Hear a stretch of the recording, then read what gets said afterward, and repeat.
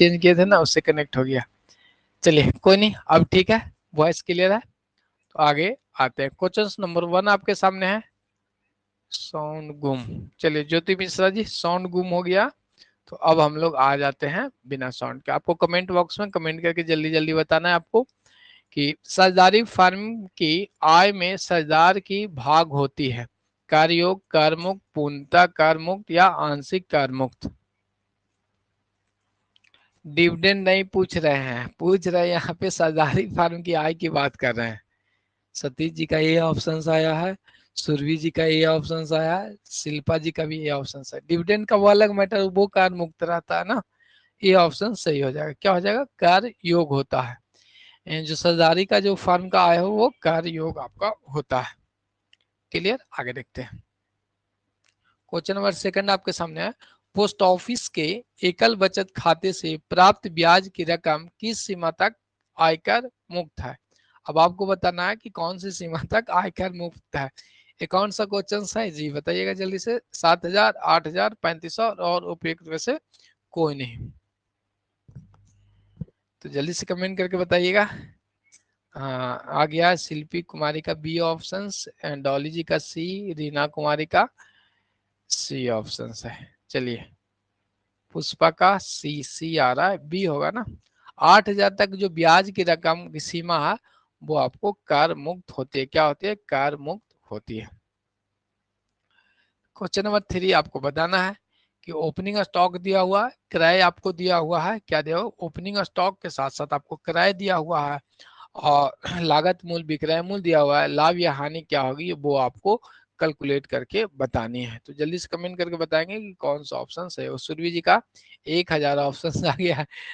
अच्छा अच्छा, none of these तो है नहीं, तो 1,000 कैसे आएगा जी।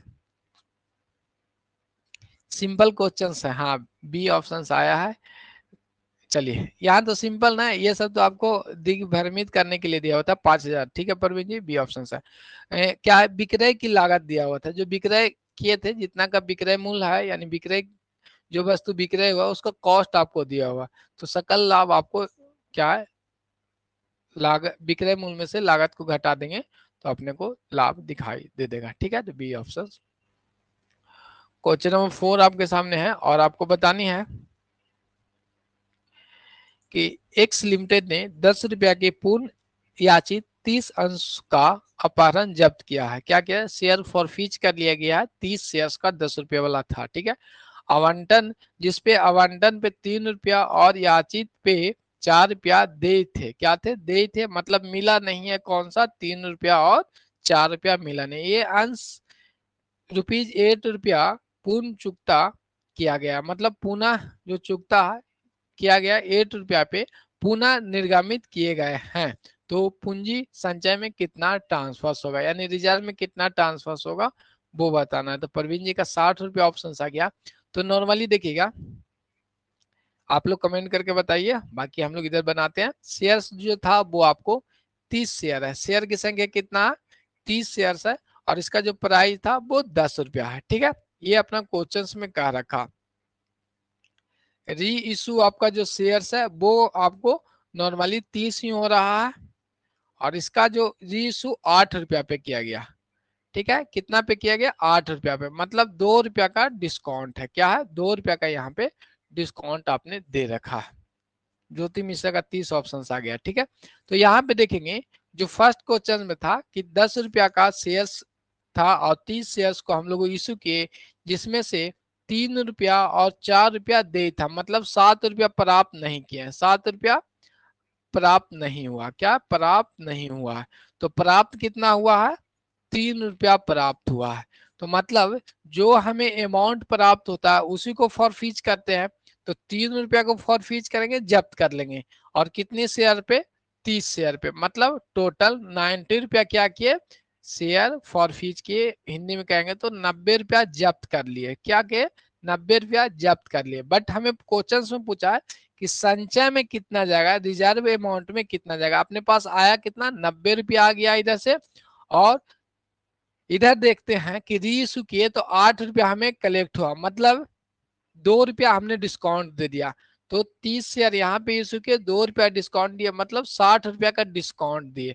अपने पास जब्त किए 90 रुपया, जिसमें से 60 रुपया का डिस्काउंट दिए, तो बचा कितना, 30 रुपया। जो बचेगा उसी को रिजर्व में डालेंगे। जिनका जिनका सी ऑप्शन 30 है वो सही है। समझ में आ गया।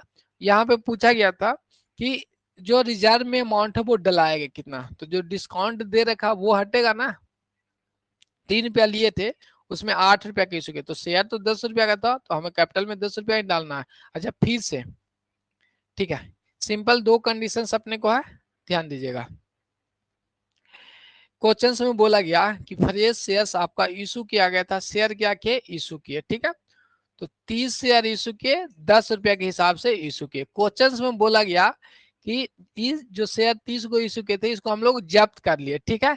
इसमें से 7 रुपया अनपेड है, 7 रुपया अनपेड है, क्या है, ₹7 अनपेड है। सेकंड क्या है, 3 रुपया पेड है।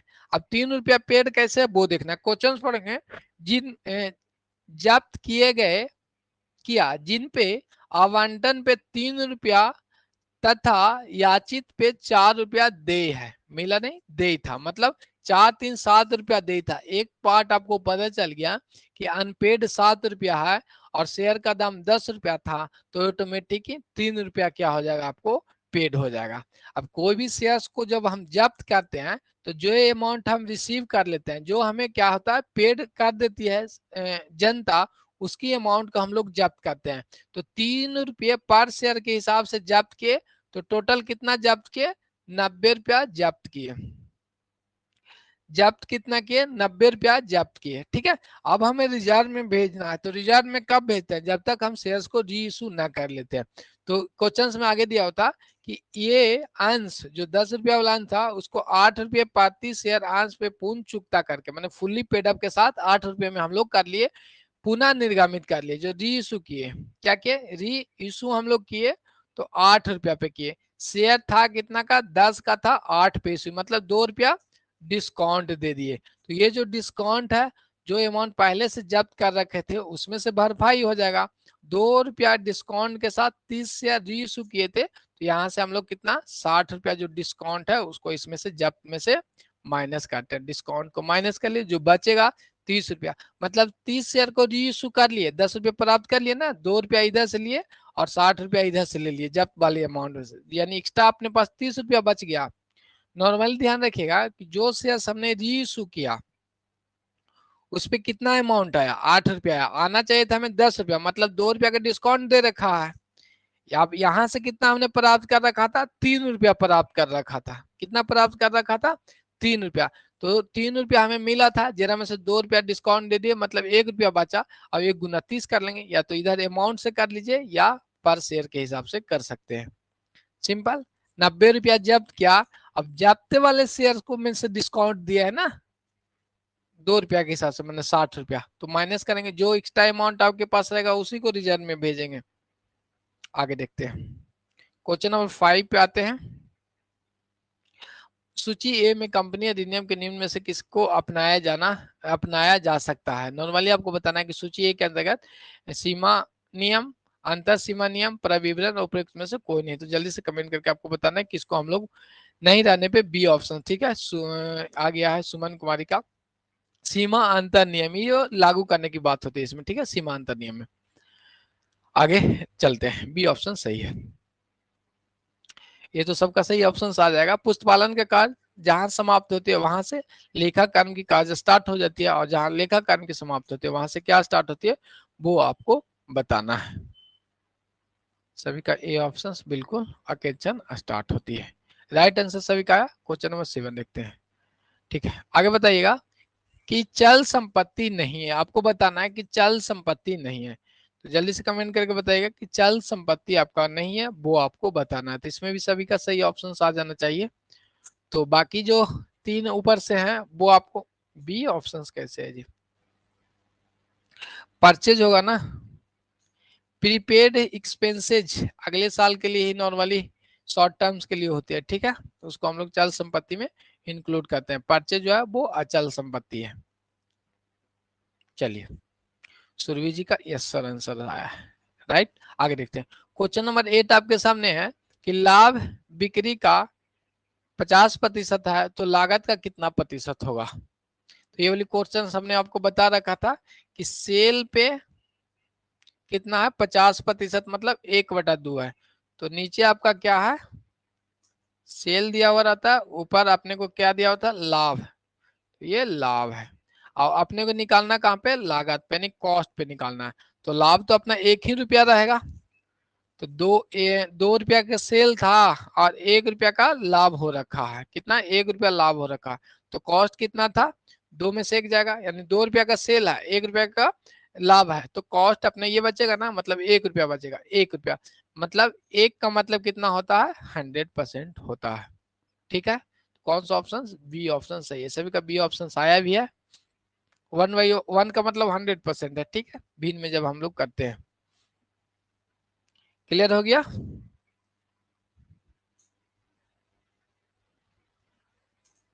नहीं, ये मैथ में नहीं आएगा, ये पार्टनरशिप में आते रहता है। तो नॉर्मली हमने इसको बता रखा है ना, कैलकुलेशंस करने से मैंने सिंपल हमने बता रखा कि बिक्री पे बोला तो नीचे बिक्री हो गया, और लाभ आपको दे रखा तो ऊपर वाले को पॉइंट को हर कंडीशन, कॉस्ट में भी ऊपर लाभ ही होता है और नीचे अपने को यहाँ देखिए, ये कॉस्ट आपको 1 रुपया, लाभ 1 रुपया, तो शेयर कितना हो जाएगा, कॉस्ट प्लस लाभ इजकल टू सेल, मतलब 2 रुपये इधर से भी आ जाएगा, कोई दिक्कत नहीं है।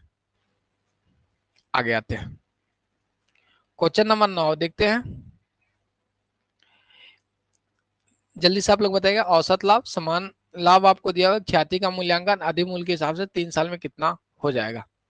तो अपने को पता है औसत लाभ माइनस समान लाभ और गुना 3, यानी सुपर प्रॉफिट निकल गया, सुपर प्रॉफिट माइनस 3 कर देंगे, गुना करेंगे 3, तो पनतिया 45, डी ऑप्शन।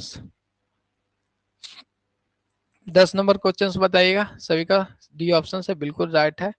जूही, प्रवीण, शिल्पी, सुमन, प्रीति दास। चलिए, साझेदारों को उनके द्वारा फर्म को दिए गए ऋण पे कितना ब्याज मिलेगा, सभी का राइट आंसर आ गया है बी, 6% मिलेगा।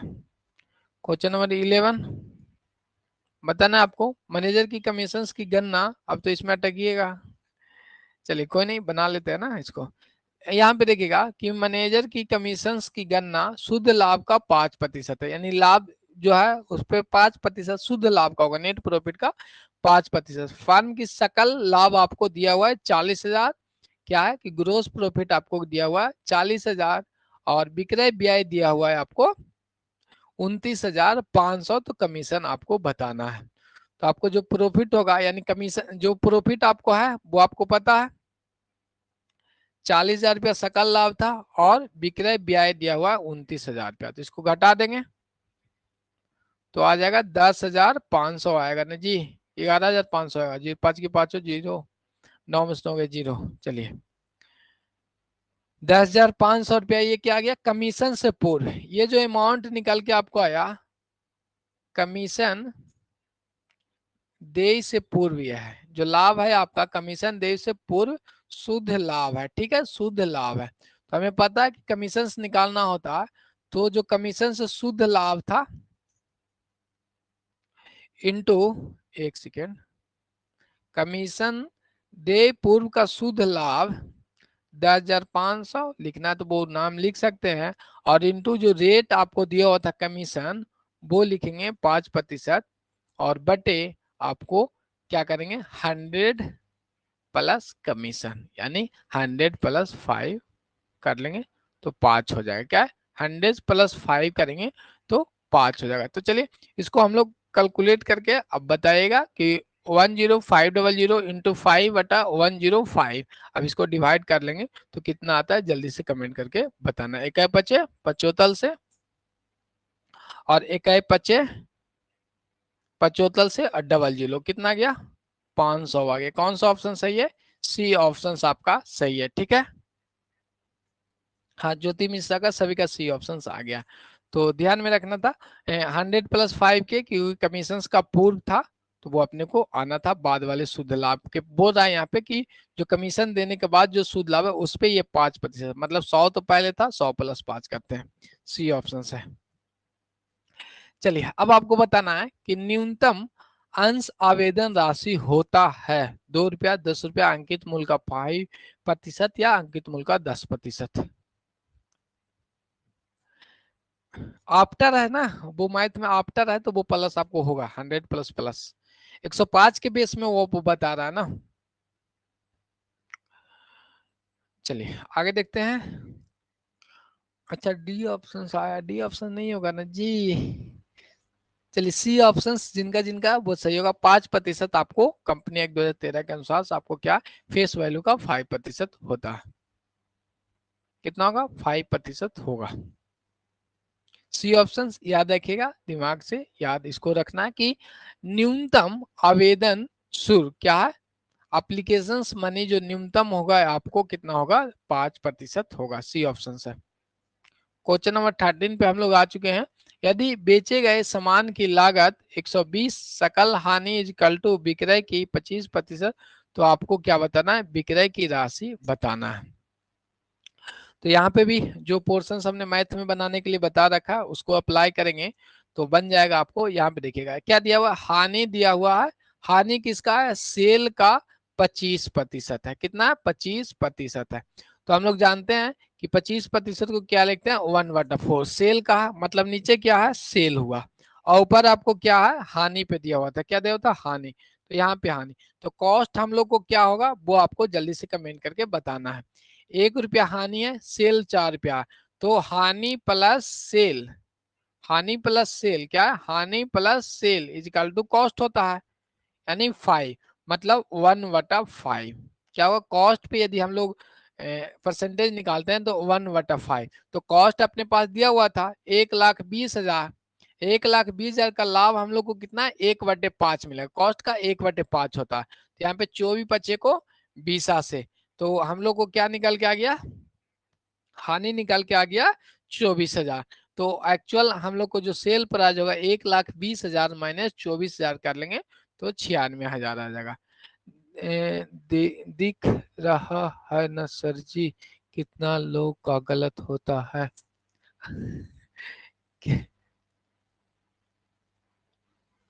क्या लिखे हैं? हम लोग एमसीक्यू के लिए परेशान रहते हैं। तो ठीक है ना, देखिए पहले तो नॉर्मली हमको तो डिटेल में आपको करवाना है ही ना। कहिएगा तो हाँ क्लासेस डिटेल में बंद कर देते हैं, एमसीक्यू डेली कीजिए, हमको क्या है। समय जैसे अभी 2 घंटा नहीं दे पाएंगे ना, लगातार 2 घंटा क्लास लेना आसान काम नहीं है। ऑफलाइन या ऑनलाइन में आप बोर हो जाइएगा।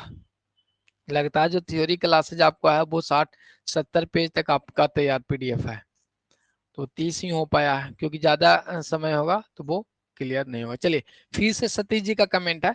तो हमने सबसे पहले जो इस तरह के जो क्वेश्चंस आपको नहीं बनते हैं उस पे हम लोग ट्रिक बता रखा है आपको। क्वेश्चंस में दिया हुआ कि सकल हानि विक्रय का कितना है। हानि जो है आपका विक्रय का 25% है। कितना? 25%। हम लोग जानते हैं 25% को 1/4 कहते हैं। ठीक है, चलिए आगे देखते हैं ना। बहुत सारे स्टूडेंट है जिनका नहीं क्लासेज है, ज्योति मिश्रा जी सबको देखना पड़ेगा क्योंकि एडमिशंस आपका डिटेल क्लासेज के लिए हो रखा है। आगे यहाँ पे आइए, चैप्टर वाइज चैप्टर कर लेंगे तब ठीक है। जैसे पीछे से कवर हो रखा तो आपको आसान लग रहा। जिस समय स्टेट की क्लासेज स्टार्ट हुआ था तो एमसीक्यू में बहुत सारे लोग को नहीं समझ, स्टेट की क्लासेज कर रखे हैं तब तो अब अच्छी खासी समझ जाते हैं। आगे यहाँ पे हम लोग देखते हैं नॉर्मली कि क्वेश्चंस में ये दिया हुआ था कि विक्रय का कितना 1/4 दिया हुआ, हानि आपको दिया हुआ 1/4। तो इसमें जो हानि दिया हुआ वो किस पे दिया हुआ था? विक्रय पे। तो नीचे वाला जो बाक है जो ये लिखा रहेगा कि विक्रय का, तो ये आपका विक्रय ही हो जाएगा। और लिखा हुआ था हानि, हानि आपका ऊपर वाला हो जाता है। जैसे लिखा रहता कि कॉस्ट, कॉस्ट का कितना? 30% है। ठीक है, तो इसमें हो जाता है 30% को 1/3 लिखते हैं तो नीचे वाला भाग कॉस्ट हो जाता है। कॉस्ट का 1/30% यहाँ पे लाभ लिखा रहता है। ठीक है, कि लाभ जो है कॉस्ट का 1/30 है। तो 30% को हम लोग भिन्न में बदलते हैं। तो भिन्न में बदलने के लिए आपको पता है प्रतिशत को हटाने के लिए 100 से भागा दे देते हैं। तो इसको भागा देंगे तो 3, 1/3 ही आ गया ना। वही है कि कॉस्ट नीचे जो लिखा रहेगा कि कॉस्ट का 1/3, तो ये आपका कॉस्ट हो जाएगा। ठीक है, और ऊपर यदि हानि लाभ दिया हुआ था तो ऊपर वाला लाभ, हानि लिखा रहेगा तो हानि, कॉस्ट लिखा रहा है तो नीचे कॉस्ट। ये अपने को दिमाग में रखना है। ठीक, क्वेश्चन में दिया होता है सकल हानि विक्रय का 25% है। तो 25% इजकल टू 1/4। तो जो नीचे होता है वो तो या तो सेल या कॉस्ट परचेज होगा या कॉस्ट होगा, तो यहाँ पे सेल पे दिया हुआ था, विक्रय पे, तो नीचे को हम लोग विक्रय मानते हैं, ऊपर क्या दिया होता है, हानि दिया होता है, तो यहाँ पे ये हानि है। तो अब हमें को निकालना है कॉस्ट। तो cost is equal to sell plus हानि होता है ना, कॉस्ट बराबर फॉर्मूला आपको पता है कि सेल प्लस हानि। तो सेल कितना है, 4 रुपया है, और हानि कितना है, 1 रुपया है, तो कॉस्ट कितना आ गया, 5 रुपया। सिंपल आप ध्यान रखिएगा कि कोई भी कंडीशंस में कॉस्ट पे हानि निकालेंगे या सेल पे हानि निकालेंगे, हानि तो 10 रुपया ही रहेगा। मान लेते हैं कि आपका 10 रुपया सेल पे हानि हो तो कॉस्ट पे भी सेम होता है, तो इसीलिए यहाँ पे हमें निकाल के आ गया कितना, कॉस्ट आ गया। तो हानि तो हमें एक ही होने वाला है, और यह जो एक हानि है किसके एवज में है, कॉस्ट की हानि में है। तो हमें पता चल गया कि हानि जो है वो कॉस्ट का 1/5वां भाग है। तो हमारे पास कॉस्ट दिया हुआ था, कितना दिया हुआ था, 1,20,000। कॉस्ट अपने पास 1,20,000 दिया हुआ था, तो 1,20,000 का पता है कि अपने के पास हानि कितना होगा, कॉस्ट का 1/5वां भाग। तो यहाँ पे निकाल लेते हैं, तो 24,000 रुपया कट के 24,000 रुपया आसानी से हानि अपने को आ गया। और अपने को पूछा है कि विक्रय की राशि बताना है, तो कॉस्ट इतना था और हानि अपने को आ गया, तो कॉस्ट माइनस हानि इजकल टू सेल आ जाएगा 96,000। ठीक है सतीश जी, आगे देखते हैं। चलिए आगे अब आ जाए, 96,000, आगे देखते हैं। क्वेश्चन नंबर 14, निम्नलिखित में से कौन सा खाता प्रारंभिक शेष से आरंभ होता है, ये आपको बताना है। जल्दी से कमेंट करके बताइएगा कि कौन से अकाउंट है जो ओपनिंग बैलेंस से आपको स्टार्ट, आय व्यय, रिसिप्ट पेमेंट, हानि और रियलाइजेशन अकाउंट, कौन से अकाउंट है वो आपको बताना है। तो सभी का राइट आंसर, अच्छा डी शिल्पा जी क्या आ गया बताइए। शिल्पा जी रियलाइजेशन 2 दिन पहले पढ़े हैं, कहाँ ओपनिंग बैलेंस से स्टार्ट था, कहीं पे बैलेंस बीडी लिखे हैं, नहीं लिखे हैं, ठीक है। बी ऑप्शन होगा, रिसिप्ट वन पेमेंट अकाउंट में आपको कैश स्टार्ट से होता था, ओपनिंग कैश या ओपनिंग बैंक से स्टार्ट होते हैं। बी ऑप्शन सभी का ठीक है, बाकी यदि बाई मिस्टेक डी टाइप हो गया होगा तो कोई नहीं, आगे चलते हैं। ध्यान रखिएगा कि receipt one payment account opening से स्टार्ट होती है। नेक्स्ट क्वेश्चन आपके सामने है और आपको बताना है क्वेश्चन नंबर 15, निम्नलिखित में से किसके द्वारा कार्यशील पूंजी में वृद्धि नहीं होती है, कौन सी एक्टिविटी क्रियाएं उससे आपको वर्किंग कैपिटल का वृद्धि नहीं होता। तो सिंपल आपको पता होगा कि वर्किंग कैपिटल का जो फॉर्मूला होता है वो current assets minus current liability होता है, ठीक है। Current assets minus current liability working capital का फॉर्मूला आपको होता है। तो यहाँ पे आपको दिया हुआ है कि चल संपत्ति में वृद्धि, यानी ये बढ़ेगा तो ऑटोमेटिक ये बढ़ जाएगा, ये तो आपको पता है। चल दायित्व में वृद्धि, जैसे ही लायबिलिटी साइड बढ़ेगा तो वर्किंग कैपिटल कमेगा, ठीक है। चल संपत्ति में कमी, जो भी चल संपत्ति यानी एसेट्स ये कम जाएगा, करेंट एसेट तो ऑटोमेटिक कमेगा ना, क्योंकि ये माइनस होने वाली पार्ट है, उपयुक्त में से कोई नहीं। तो आपको बताना है कि वर्किंग कैपिटल किसमें बढ़ता नहीं है। मान लेते हैं कि यहाँ पे, अच्छा सब लोग कमेंट कर लीजिए, उसके बाद हम आते हैं इस पे। चलिए उम्मीद करते हैं कि आपका कमेंट आ गया। अब हम लोग आगे क्वेश्चंस पे यहाँ पे सॉल्व करते हैं। तो सिंपल देखेंगे, आपको पूछा गया कि वृद्धि नहीं है, वृद्धि नहीं होना चाहिए, तो 10 रुपया आपको करेंट एसेट्स था आपके पास और 5 रुपया आपके पास करेंट लायबिलिटी था, ठीक है। तो वर्किंग कैपिटल कितना निकाल के आ जाता है, अच्छा यहाँ पे ना थोड़ा सा और कर लेते हैं। मान लेते हैं क्वेश्चन सॉल्व करने के लिए, वो तो आपको कमेंट सही आ गया, तो चलिए कोई नहीं, यहाँ पे हो गया।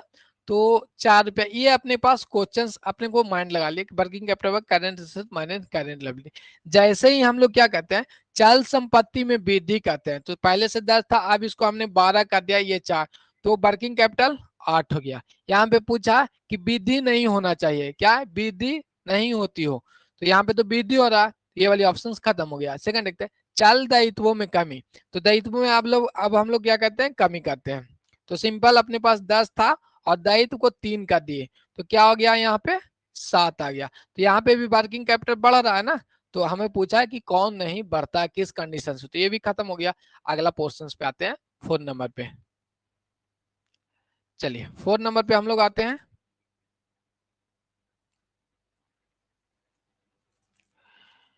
यहाँ पे देखिएगा 4 नंबर में क्या था कि संपत्तियों में कमी, अब एसेट्स जो है आपको कितना हो गया है, 9 रुपया हो गया है, और यहाँ पे 4 रुपया, तो यहाँ पे क्या गया, 5 आ गया, मतलब ये कमा ना, पॉइंट था कि वृद्धि नहीं होना चाहिए, तो वृद्धि नहीं का मतलब कमेगा, तो सी ऑप्शन सही है, सभी का राइट आंसर था, इतना समझाने की जरूरत नहीं था। कोई नहीं, बट आगे हम लोग उस पर आ गए। अब बताए कंपनी अधिनियम कब लागू हुआ था? 1950, 1952, 1956, 1958। तो जल्दी से ऑप्शंस के हिसाब से कमेंट कर लीजिए। सी ऑप्शन डॉली कुमारी का सबसे पहले, जूही परवीन, सुरभि जी, प्रीति दास, खुशबू झा जी। सी ऑप्शन आगे बढ़े। चलिए, अब दीप शिखा जी वीडियो कॉल कर रहे हैं, बताइए। क्लास छोड़ के उन्हें वीडियो कॉल पे आ गए हैं। आगे देखते हैं, निम्नलिखित में कौन सा मूल सबसे अधिक होती है? नगद मूल, किराया क्रय पद्धति, ब्याज और ह्रास पद्धति। तो सिंपल आपको बताना है कि सबसे ज्यादा जो मूल किस पे होता है, वो आपको ब्याज सबसे ज्यादा होगा जी, कि हायर परचेज पे ज्यादा लगेगा ना, बी ऑप्शन होगा ना। हायर परचेज करेंगे तो ज्यादा कॉस्ट लगती है आपको, ठीक है। कौन सा मूल आपको सबसे ज्यादा होता है? तो हायर परचेज पे होगा, बी ऑप्शन बिल्कुल राइट आंसर आए हैं। आगे देखते हैं, क्वेश्चन नंबर 18 आपके सामने, बताना है यदि क्रेता किस्तों का भुगतान नहीं कर पाता है, क्या कि कोई भी क्रेता वो किस्तों का भुगतान नहीं कर पाता है, तो यदि देखिए इसमें तो दो ऑप्शंस हो गए ना, मान लेते हैं कि हायर परचेज का ये क्वेश्चन है, क्या हायर परचेज में इंस्टॉलमेंट की हम लोग बात करें, क्या करें, हायर परचेज में इंस्टॉलमेंट की बात करें। तो अब आप बताइए यदि क्रेता किस्तों का भुगतान नहीं कर पाता है तो क्या कर पाएंगे? क्रेता पर बाद प्रस्तुत कर सकते हैं, अपनी संपत्तियों को वापस ले सकते हैं, क्रेता से क्षतिपूर्ति कर सकते हैं, उपयुक्त में से सभी। तो अपना का डी ऑप्शन हो जाएगा। अपने को पता है कि हायर परचेज में आपको जब तक फुल पेमेंट नहीं कर सकते, नहीं लास्ट इंस्टॉलमेंट आप पेमेंट नहीं करते हैं, जब तक आपकी ओनरशिप ट्रांसफर नहीं हो सकता, तो इन सभी को क्या क्रेता पे बाद प्रस्तुत किया जाता है, संपत्ति वापस ले सकते, क्षतिपूर्ति की हम लोग बात कर लेंगे। तो डी ऑप्शन राइट हो गया। आगे आते हैं, क्वेश्चन नंबर 19 पे आते हैं, किराया क्रय पद्धति के क्रेता को स्वामी कब प्राप्त होता है? अब हायर परचेज की बात कर रहे हैं कि हायर परचेज के अंतर्गत जो परचेजर्स होंगे, जो क्रेता होंगे, वो स्वामी कब प्राप्त उनको होता है, ये आपको कमेंट करके बताना है। अनुबंध पर हस्ताक्षर करके, प्रथम किस्त भुगतान करके, और जल्दी से बताना है अंतिम किस्त भुगतान करके, और इसमें से कोई नहीं। तो आपको अभी जस्ट हमने बताया कि अंतिम किस्त को भुगतान करके, क्या कहते हैं, अंतिम किस्तों को भुगतान करके। 20 पे आते हैं हम लोग, जल्दी से आपको बताएगा 20 नंबर क्वेश्चन, संपत्ति के पार्षद सीमा नियम, क्या संपत्ति के पार्षद सीमा नियम में कौन सी पूंजी का उल्लेख किया जाता है? तो अभी जस्ट हमने पढ़ा है, तो नॉर्मली अधिकृत पूंजी की चर्चा हम लोग इसमें करेंगे। किसकी चर्चा करेंगे? अधिकृत पूंजी पे चर्चा करेंगे। तो अच्छा, वीडियो अटक गया, अच्छा वो वीडियो कॉल आया था इसलिए मेरा फोटो अटक गया होगा। चलिए कोई नहीं, तो स्टूडेंट है वीडियो कॉल किया है। चलिए, तो आज के लिए क्लासेज हम लोग यहीं पे रखते हैं, और कल की क्लासेज आपको फिर से अपने टाइम से 6 बजे चलेगी। Take care and bye bye. कोशिश करेंगे कि 2-3 क्लासेज में आपको कंपनी समाप्त कर दे, बट आपको पता है कि कंपनी का चैप्टर बहुत लंबा है, तो हम अपनी तरफ से पूरी कोशिश करेंगे कि आपको समाप्त कर दे, ठीक है। तो आज के लिए क्लासेज हम लोग यहीं पे रखते हैं। Take care and bye bye.